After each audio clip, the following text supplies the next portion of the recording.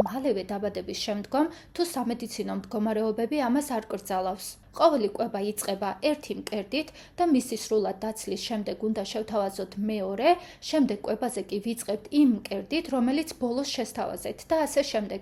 ეს მონაცვლეობა ხელს უწყობს ორივე მკერდის ბოლომდე დაცლას და ლაქტაციის სტიმულაციას. ასევე მნიშვნელოვანია სწორი მოჭიდება. ბავშვის პირი უნდა იყოს ფართოდ გაღებული, ტუჩები გადაშლილი და თითქმის მთლიანი თვრილი დაფარული.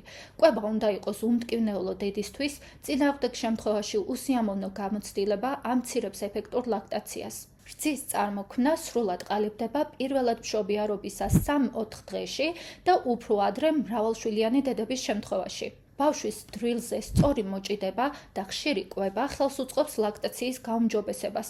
ამიტომ საწოვარა 3-4 კვირამდე ასაკში ბავშვს ნუ მისცემთ, რომ თავიდან ავირიდოთ არასწორი მოჭიდების განვითარება და ლაქტაციის შემცირება. პირველი რძე, რომელსაც დედა გამოყოფს, არის თხელი ყვითელი რძე, რომელსაც კოლოსტრუმი, ანუ ხსენი ეწოდება. ხსენი განსაკუთრებით მდიდარია კალორიებით, ცილებით, თეთრი სისხლის უჯრედებით და ანტისხეულებით. მოგვიანებით გამომუშავებული რძე უფრო ღია ფერისაა და ის ეხმარება განავლის სწორი მჟავიანობის შენარჩუნებას და ნორმალური ნაწლავური ბაქტერიების ბალანსის დაცვას, რაც ბავშვს იცავს დიარეისგან.